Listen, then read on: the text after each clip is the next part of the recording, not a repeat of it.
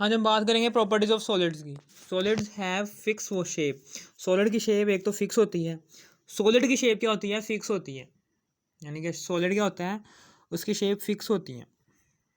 यानी कि for example मेरे कहने का मतलब क्या है कि ईंट है,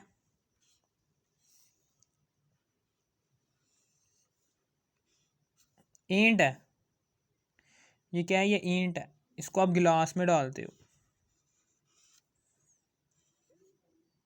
क्या इस ईंट की शेप इस गिलास की शेप से मैच कर जाएगी? गिलास में डालोगे नहीं, ईंट की शेप वैसे के वैसे ही रहेगी, गिलास की शेप इख्तियार नहीं कर पाएगी। यानी कि सॉलिड हैव फिक्स शेप। लेकिन जैसे ही जब आप पानी डालते हो इसके अंदर, तो पानी क्या करेगा? वो गिलास की शेप भी इख्तियार कर लेगा, पानी जग की शेप भी इख्तियार कर सकता है। इसी तरीके से गैस है, गैस जब आप फिल करते हो इस गिलास के अंदर, तो वो गैस इस गिलास के अंदर के मॉलिक्यूल, इस गैस के मॉलिक्यूल्स इस गिलास के अंदर ऐसे ऐसे घूमते रहेंगे, घूमते रहेंगे, घूमते रहेंगे, घूमते रहेंगे।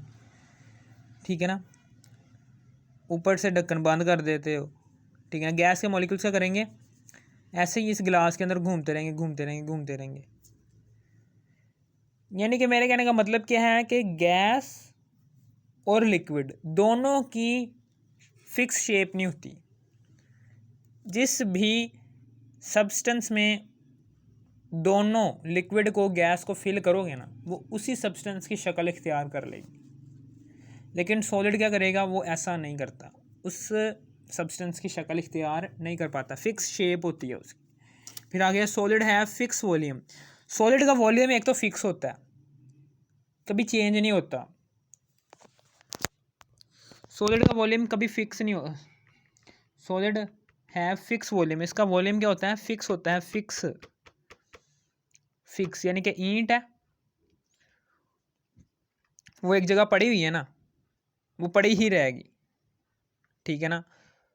ऐसा नहीं है कि वो अपनी जगह से उसके मॉलिक्यूल्स इधर जाएंगे, इधर जाएंगे, इधर जाएंगे, नहीं। ठीक है ना? जबकि गैस है, गैस का वॉल्यूम फिक्स नहीं होता।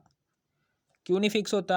फॉर एग्जांपल आप एक लेते हो वो स्प्रे, स्प्रे से आप स्प्रे करते हो कमरे की नुक्कड़ पर, तो स्प्रे क्या करता है? वो सारे का सारा कमरा, कमरे का वॉल्यूम अपना लेता है। स्प्रे के अंदर जो उनसे गैस के मॉलिक्यूल्स फिल होंगे ना, वो गैस के मॉलिक्यूल्स क्या करेंगे? वो सारा के सारे कमरे का वॉल्यूम ऑक्यूपाई कर लेंगे, क्योंकि गैस का वॉल्यूम फिक्स नहीं होता। ठीक है ना? सारा के सारा कमरे का वॉल्यूम ऑक्यूपाई कर लेंगे। लिक्विड का फिर भी वॉल्यूम होता है, लिक्विड का फिक्स वॉल्यूम होता है, क्योंकि आपने देखा होगा, ठीक है ना, फिक्स वॉल्यूम होता है कि गैस का नहीं होता। ठीक है ना? समझ आ गई आपको? ईंट को जब आप कमरे में रखते हो, वो एक ही जगह फिक्स रहती है, और आपको पता चल जाता है कि भाई इतना वॉल्यूम ऑक्यूपाई, इतनी जगह घेरे। वॉल्यूम कम होता ही क्या मतलब है? कितनी मॉलिक्यूल्स ने जगह घेरी हुई है। ईंट का आपको पता चल रहा होता है कि ईंट यहाँ पर रखी हुई है, इसने इतनी ही जगह ऑक्यूपाई की हुई है, यानी कि इतना ही इसका वॉल्यूम है। गैस के मॉलिक्यूल्स को जब आप स्प्रे करते हो, सारा का सारा कमरे को घेर लेता है। कमरे के उसके मॉलिक्यूल्स क्या करेंगे? गैस के मॉलिक्यूल्स सारे के सारे कमरे को घेर लेंगे, उसका वॉल्यूम ऑक्यूपाई कर लेंगे सारे के सारे कमरे का। जब आप पानी को कमरे के अंदर गिराते हो, तो पानी के मॉलिक्यूल्स क्या करेंगे? उनके वॉल्यूम, पानी के मॉलिक्यूल्स का वॉल्यूम आपको पता चल जाएगा। यानी कि एक वक्त ऐसा आएगा कि पानी क्या करेगा? वो कमरे में फैलना रुक जाएगा। ठीक है ना? जब पानी कमरे के अंदर फैलना रुक जाए ना, तो तब आपने वॉल्यूम चेक कर लेना है पानी का कि कितना वॉल्यूम है। फिर आगे उसके बाद solid have strong intermolecular forces. Solid की बहुत ही ताकतवर इंटरमोलिकुलर फोर्सेस होती हैं, स्ट्रॉन्ग इंटरमोलिकुलर फोर्सेस होती हैं सॉलिड की। क्यों स्ट्रॉन्ग होती हैं? क्योंकि आपको पता है कि स्ट्रॉन्ग क्यों होती हैं, क्योंकि पानी स्ट्रॉन्ग क्यों होती है? क्योंकि ये ईंट है, ईंट के मॉलिक्यूल्स क्या, ईंट के अंदर जो उनसे मॉलिक्यूल्स हैं, वो एक दूसरे के करीब करीब है। ऐसे ऐसे ऐसे ऐसे ऐसे ऐसे ऐसे ऐसे ऐसे ऐसे ऐसे ऐसे ऐसे, यानी कि ईंट के मॉलिक्यूल्स के दरमियान जगह नहीं है, जिसकी वजह से क्या होगा?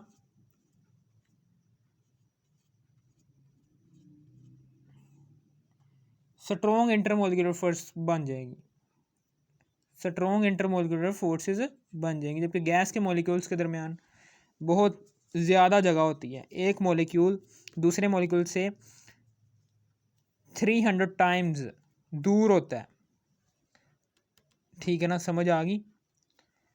अपने मॉलिक्यूल की शेप, यानी कि ये गैस का एक मॉलिक्यूल दूसरे मॉलिक्यूल से बहुत दूर होता है, 300 टाइम्स दूर होता है। यानी कि एक गैस का मॉलिक्यूल को जब आप 300 दफ़ा रखोगे ना यहाँ पर, उतनी स्पेस दूर होता है दो गैस के मॉलिक्यूल्स में, उतनी स्पेस होती है, ठीक है ना, समझ आ गई आपको।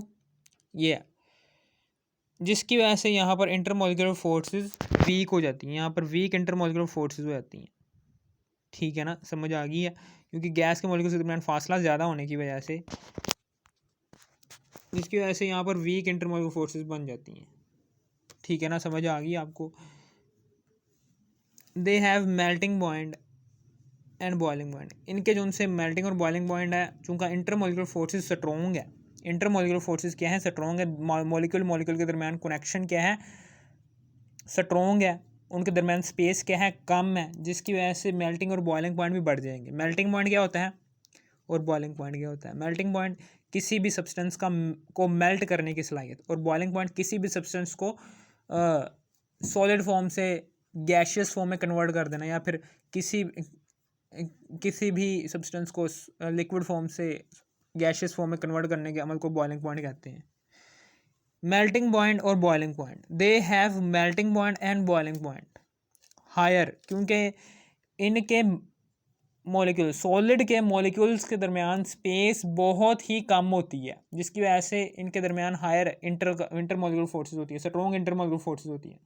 स्ट्रॉन्ग इंटरमोलिकुलर फोर्सेस होने की वजह से इनके मेल्टिंग पॉइंट और बॉइलिंग पॉइंट बढ़ जाते हैं, ठीक है ना, ठीक है ना। They have higher melting point and boiling point. The atoms और ions of solid have only vibrational motion, इनके दरमियान सिर्फ वाइब्रेशनल मोशन ही होती है। यानी आपने देखा होगा कि स्पून है, फॉर एग्जांपल ये स्पून है, ये वाइब्रेशनल मोशन का मतलब क्या है कि ये स्पून है लोहे का, स्टील का, इसको यहाँ से गर्म करते हो, यहाँ से आप क्या करते हो, गर्म करना शुरू कर देते हो, हॉट करते हो, गर्म करते हो, तो इसके मॉलिक्यूल्स क्या करेंगे, वाइब्रेट करेंगे। ये मॉलिक्यूल वाइब्रेट करना शुरू करेगा और दूसरे मॉलिक्यूल से जाके टकराएगा, जिससे दूसरे मॉलिक्यूल की काइनेटिक एनर्जी बढ़ेगी और ये भी वाइब्रेट करना शुरू कर देगा। और फिर ये तीसरे मॉलिक्यूल से टकराएगा, वो भी वाइब्रेट करना शुरू कर देगा। इसी तरीके से चौथे मॉलिक्यूल भी वाइब्रेट करना शुरू कर देगा जब वो उससे टकराएगा। इसी तरीके से चम्मच के एक तरफ को जब आपने गर्म किया, चम्मच के एक तरफ को जब आपने गर्म किया ना, तो उसके चम्मच के मॉलिक्यूल्स क्या करेंगे, वाइब्रेट करना शुरू कर देंगे चम्मच के अंदर। जैसी वाइब्रेशन होगी, वाइब्रेशन होगी, होती रहेगी, तो चम्मच के मॉलिक्यूल्स यहाँ से गर्माइश इधर तक जाएगी। किसकी वजह से जाएगी? वाइब्रेशन की वजह से। चम्मच की एक साइड को आपने गर्म किया है, ठीक है ना, एक साइड से गर्माइश क्या करेगी, वो आहिस्ता आहिस्ता चम्मच के इस तरफ आ जाएगी, हॉटनेस इस तरफ को आ जाएगी। इसको हम कहते हैं, हॉटनेस इस तरफ कैसे आई है? वाइब्रेशन की वजह से, मॉलिक्यूल्स की वाइब्रेशन की वजह से, सॉलिड में मॉलिक्यूल्स की वाइब्रेशन की वजह से गर्माइश आगे की तरफ सफ़र करेगी, ठीक है ना। वाइब्रेशनल मोशन, सिर्फ और सिर्फ सॉलिड में वाइब्रेशनल मोशन ही पाई जाती है, ठीक है ना। मॉलिक्यूल्स चूँकि करीब करीब होते हैं, एक दूसरे के करीब करीब होते हैं, ज़्यादा स्पेस नहीं होती मॉलिक्यूल्स के दरमियान, इसलिए वो वाइब्रेट ही कर सकते हैं अपनी जगह पर, ना कि बहुत दूर दूर तक सफ़र कर सकते हैं, ठीक है। नहीं, जब आप गैस के मॉलिक्यूल्स को गर्म करते हैं तो गैस के मॉलिक्यूल्स क्या करते हैं, उनकी काइनेटिक एनर्जी बढ़ जाती है, वो वाइब्रेट नहीं करते, वो बहुत तेज़ी से हरकत करते हैं अपनी जगह से, ऐसे ऐसे, कोई इधर जा रहा है, कोई उधर जा रहा है, कोई इधर जा रहा है, कोई इधर इधर इधर इधर, उनकी वाइब्रेशन नहीं होती, उनकी रैंडम मोशन होती है, ठीक है ना। कोई इधर जा रहा है, कोई उधर जा रहा है, कोई इधर, इनकी सिर्फ और सिर्फ वाइब्रेशनल मोशन ही होती है, ठीक है ना। इसी तरीके से solid can not show diffusion और इफ्यूजन। सॉलिड जो होता है वो डिफ्यूजन भी नहीं शो करता और इफ्यूजन भी नहीं शो करता। डिफ्यूजन का मतलब क्या होता है कि किसी भी सब्सटेंस का हायर कंसनट्रेशन से लोअर कंसनट्रेशन की तरफ सफ़र करना डिफ्यूजन कहलाता है। यानी कि मेरे कहने का मतलब क्या है कि आप गैस लोगे,